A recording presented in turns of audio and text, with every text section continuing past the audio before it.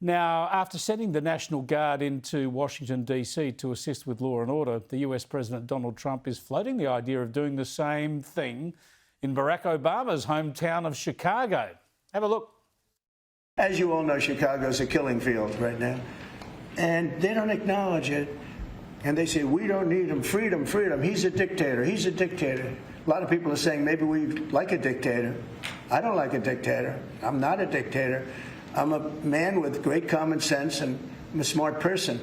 And when I see what's happening to our cities, and then you send in troops, instead of being praised, they're saying you're trying to take over the republic. These people are sick.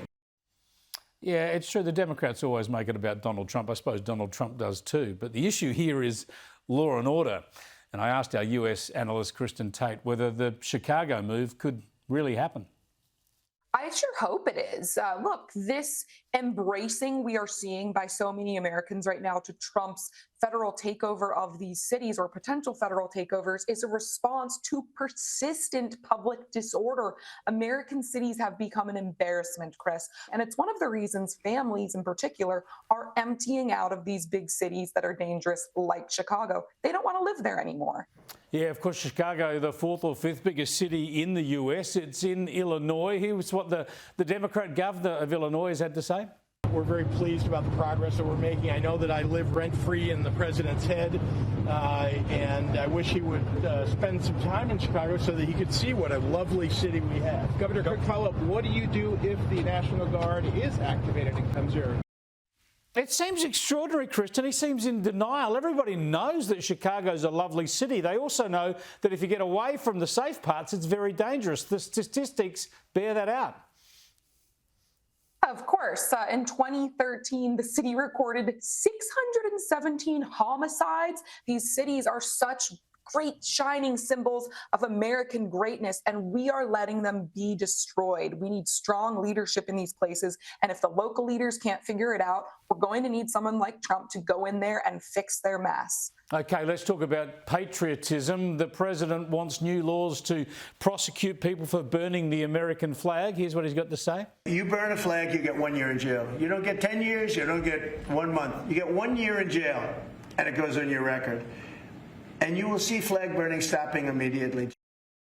And have a listen to the governor of Minnesota, of course, the bloke who was running to be vice president. Listen to what he's got to say. Think of how easy it would be to be a damn Republican. Oh, what should I wear today? This stupid freaking red hat. What should I say today? I don't know. Just make sure it's cruel. Who do we listen to? That guy. Oh, the felon in the White House? Yeah, listen to him and that will be fine. Now he's talking about burning flags. He's going to have flag burning or whatever, because he knows there's a hell of a lot of flags with his picture on it that are going to get burned.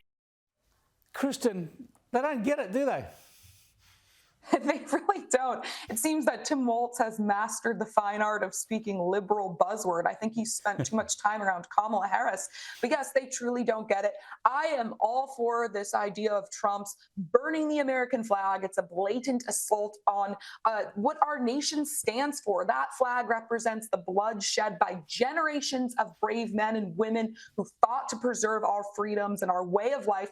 And to burn it is to just spit on their legacy. I am the product, Chris, of public education in this country. I also went to a 4-year private university, and I can tell you, all through my education, I and the students with me were indoctrinated to despise this country. It's disgusting what's going on. And that's why you have a generation of young Americans now who don't appreciate what we have in this country, who encourage this kind of thing, and these hoodlums in the street burning the flag. It's got to end. So I love that Trump is taking a stand for this. I also love that Tim Walz is still about calling the Republicans stupid. It's got the deplorable sense about it. So in that spirit, let's show people a reminder of the Democrat alternative.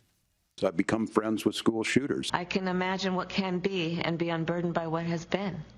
You know? That stuff is weird. They come across weird. Well, it's true. These guys are just weird.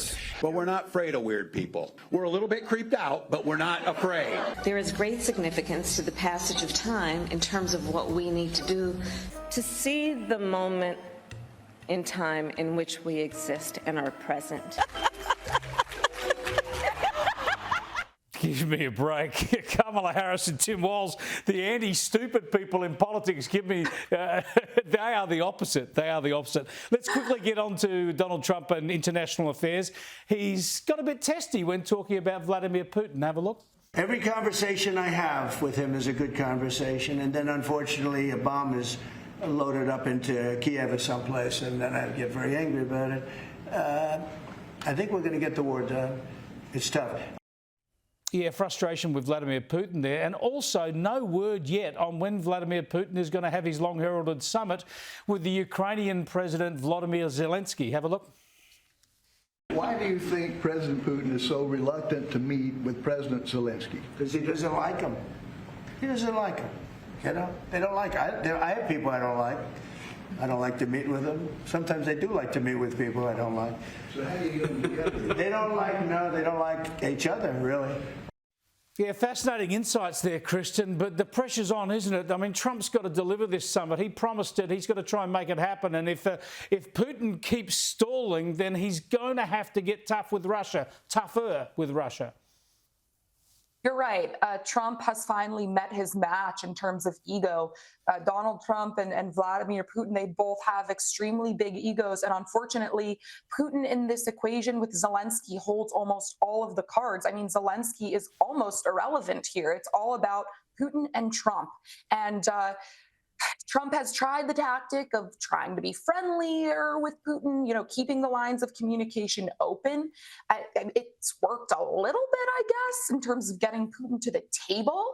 But yes, this has turned out to be a much more significant and difficult problem to solve than Trump thought on the campaign trail.